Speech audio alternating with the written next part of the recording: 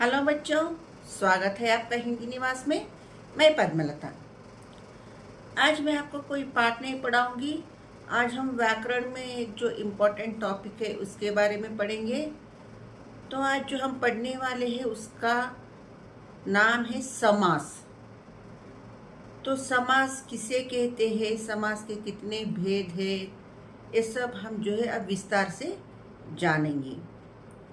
तो बहुत ही इजी है समास, और जो है एग्ज़ाम के लिए भी बहुत ही इम्पॉर्टेंट है। तो समास हमें किस तरह पहचानना है, समास का विग्रह किस तरह करना है, इस सब की जानकारी जो है हम आज इस टॉपिक में करेंगे। तो मैं समझती हूँ कि एक ही वीडियो में एक टॉपिक कवर नहीं होगा, तो इसके 2 पार्ट होंगे। तो पहले पार्ट में जो है जितना हो सके उतना एक्सप्लेन करूँगी, और रिमेनिंग जो है हम सेकेंड पार्ट में देखेंगे। तो आखिरी तक वीडियो देखना न भूलिएगा। तो चलो शुरू करें। तो चलो बच्चों, पहले हम समास की परिभाषा जान लेते हैं। तो समास की परिभाषा देख लीजिए। परस्पर संबंध रखने वाले 2 या 2 से अधिक शब्दों के मेल को समास कहते हैं। मतलब एक दूसरे से संबंध रखने वाले 2 या 2 से अधिक पदों का जो मेल होता है वह समास कहलाता है। तो समास के बाद हम जानते हैं समस्त पद। हमें समास पहचानने के लिए और समास विग्रह करने के लिए हमें जो है समास विग्रह करने के लिए समस्त पद का जानना बहुत ही जरूरी है।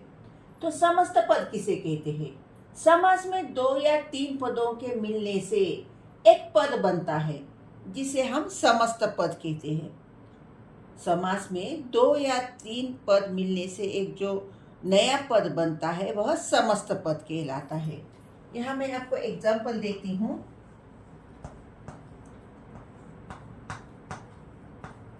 युधिष्ठिर।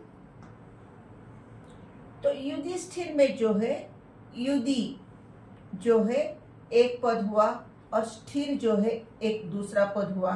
तो युधि को जो है हम पहला पद या पूर्व पद कह सकते हैं, और स्थिर को जो है हम उत्तर पद या दूसरा पद कह सकते हैं। तो समस्त पद की परिभाषा क्या थी? 2 या 2 से अधिक पदों के मिलने से एक पद बनता है। तो 2 पद, युधिष्ठिर में 2 पद है, युधि एक पद है और स्थिर एक पद है। तो इन 2 पदों के मिलने से क्या बना? युधिष्ठिर। तो ये युधिष्ठिर जो है पूरा, इसे हम जो है समस्त पद कहते हैं। युधिष्ठिर जो है समस्त पद है। समझ आया?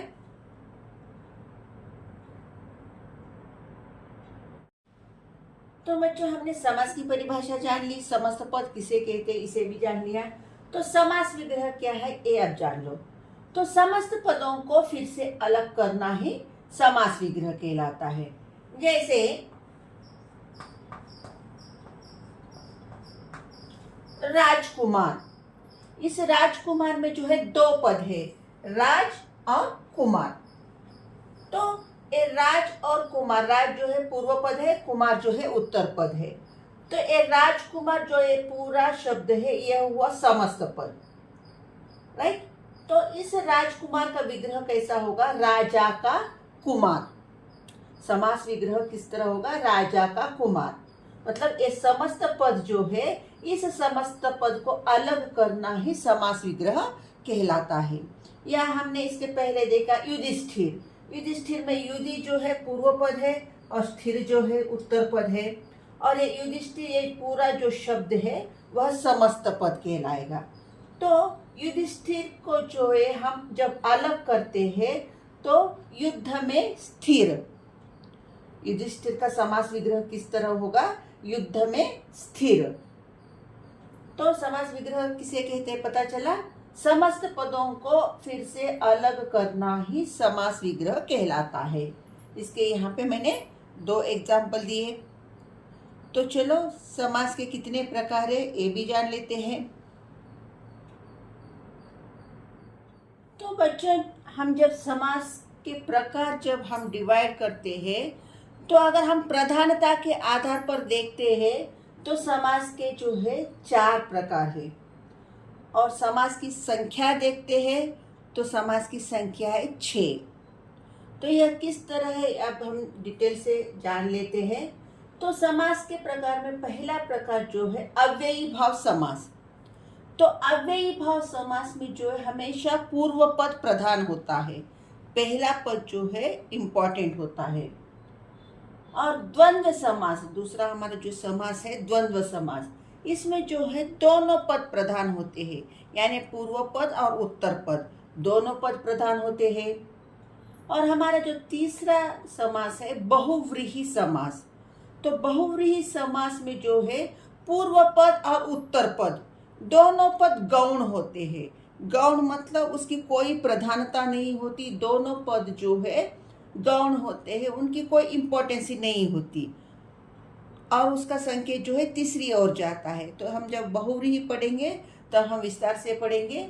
तो बहुव्रीहि समास में जो है दोनों पद गौण होते हैं। गौण का मतलब है जिसकी कोई अहमियत ना हो, महत्व न हो, उसे हम गौण कहते हैं। और हमारा जो चौथा समास है तत्पुरुष समास। तो तत्पुरुष समास में जो है उत्तर पद प्रधान होता है, मतलब दूसरा पद प्रधान होता है। इस तरह देखा गया तो प्रधानता के आधार पर कितने समास हुए?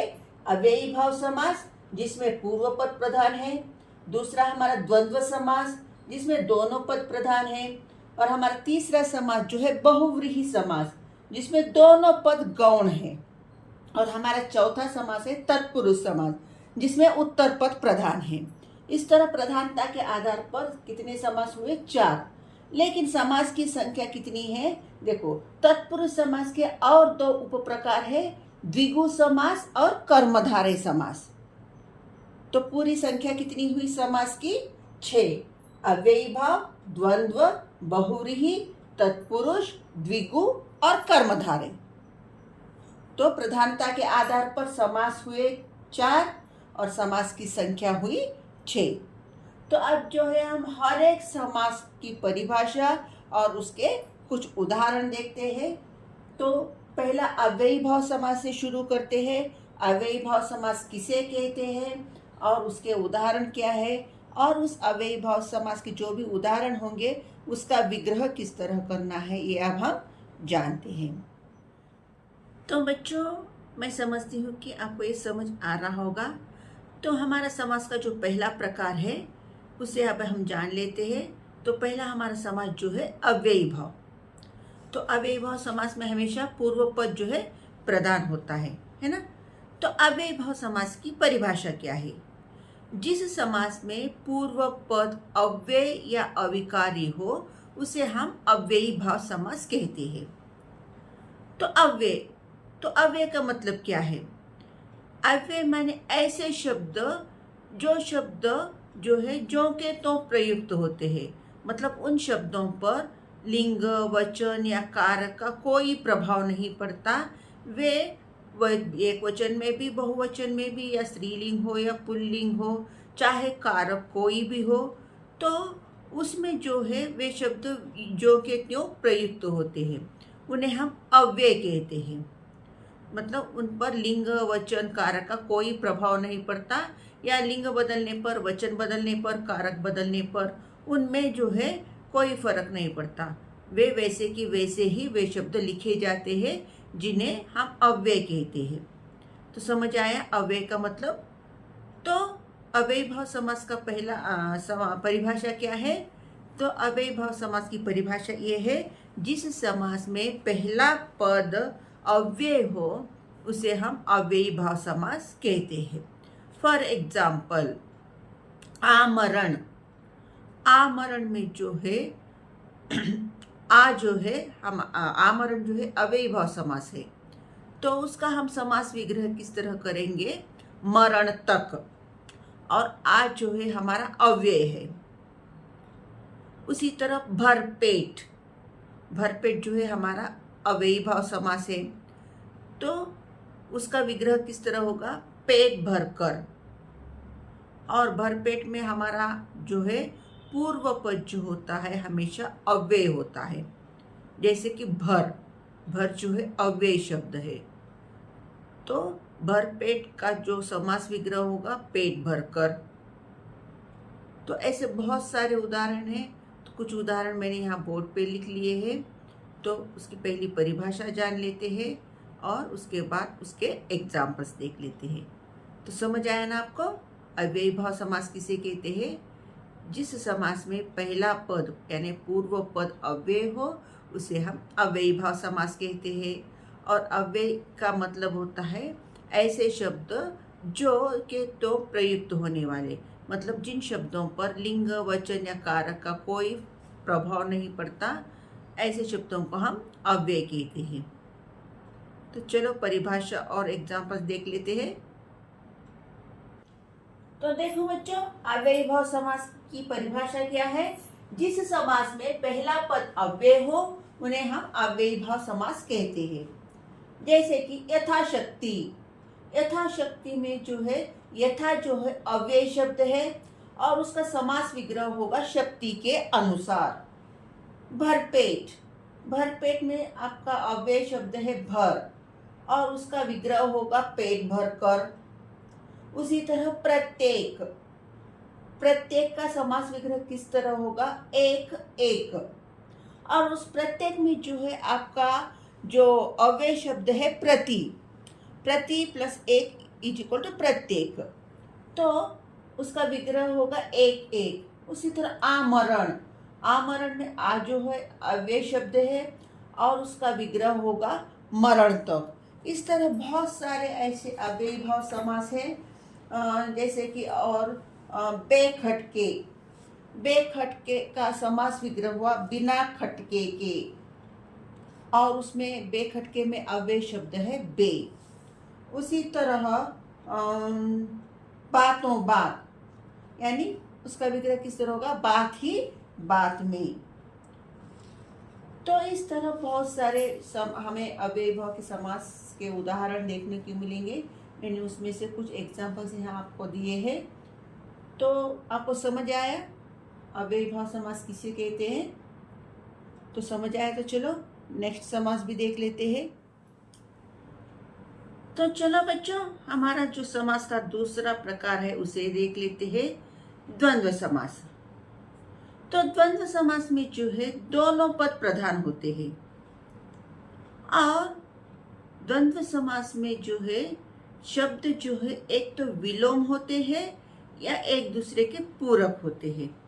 विलोम शब्द तो आपको समझ आया होगा, अपोजिट जिसे हम कहते हैं, उल्टे शब्द। तो द्वंद्व समास में हमेशा जो है शब्द विलोम होते हैं। अगर हमें द्वंद्व समास को पहचानना है तो बहुत ही सिंपल और इजी है।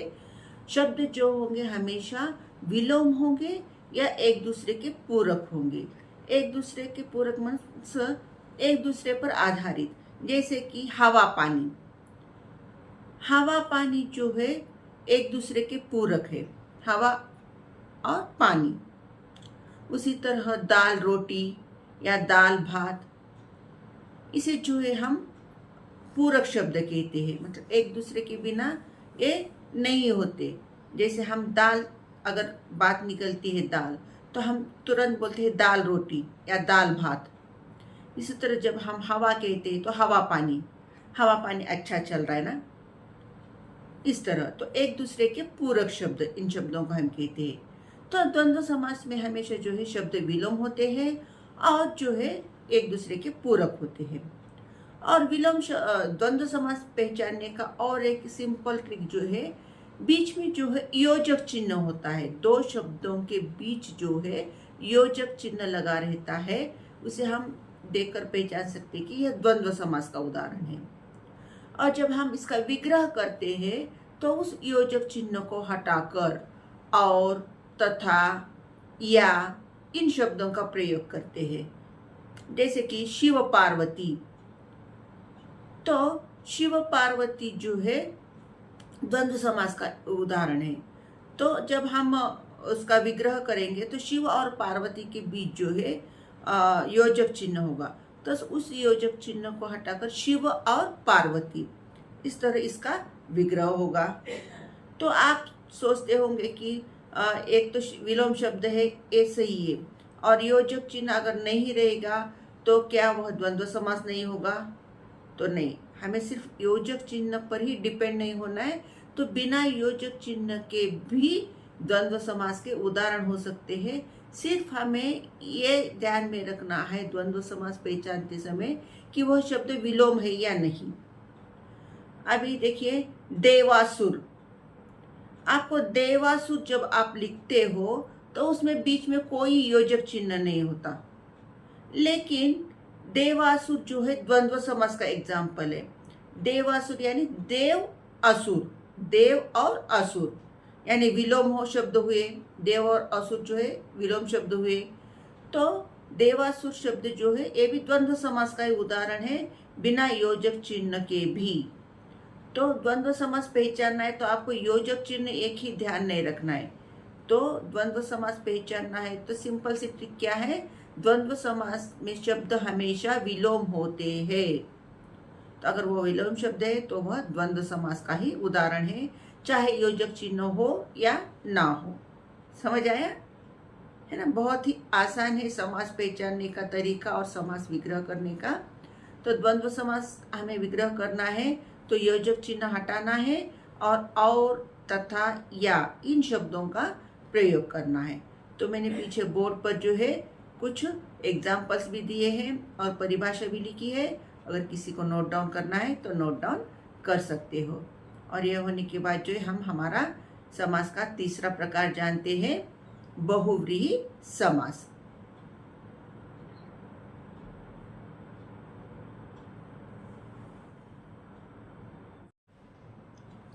तो देखिए बच्चों, द्वंद्व समास का मैंने यहाँ पे जो है परिभाषा लिखी है। पहले हम परिभाषा जान लेते हैं, फिर उसके बाद जो है मैं उदाहरण दूंगी। तो जिस समास में दोनों पद प्रधान हो उन्हें द्वंद्व समास कहते हैं। इस समास में शब्द विलोम होते हैं या एक दूसरे के पूरक होते हैं।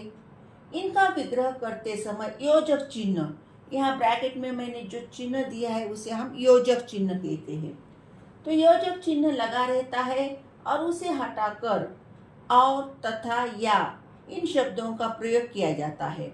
जब हम द्वंद्व समास का विग्रह करते हैं तो उस योजक चिन्ह को हटाकर उसकी जगह जो है दोनों शब्दों के बीच हम और तथा या शब्दों का प्रयोग करते हैं। तो बिना योजक चिन्ह के भी कुछ शब्द द्वंद्व समास के हो सकते हैं। तो ये थी हमारी द्वंद्व समास की परिभाषा। तो इस द्वंद्व समास के कुछ एग्जाम्पल लिखती हूँ। तो देखो बच्चों, मैंने यहाँ द्वंद्व समास के कुछ उदाहरण दिए हैं।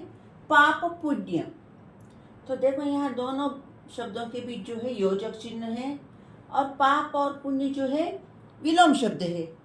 तो जब हम इसका विग्रह करेंगे तो ये योजक चिन्ह हटा देंगे, पाप और पुण्य, योजक चिन्ह के बदले हम और लिखेंगे। लाभ हानि, दोनों विलोम शब्द है, तो जब उसका विग्रह होगा तो लाभ और हानि, योजक चिन्ह हटा दिया और वहां पे हमने और लिख दिया। उसी तरह चर अचर, विलोम शब्द है, तो योजक चिन्ह के बदले हमने चर तथा अचर, तथा लिखा।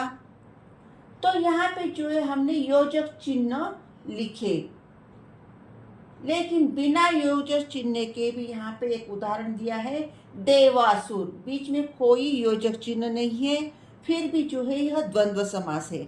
तो हमने किस तरह पहचाना है द्वंद्व समास है कहकर, देव और असुर विलोम शब्द है तो उसका विग्रह होगा देव और असुर। समझ आया द्वंद्व समास किस तरह पहचानना है?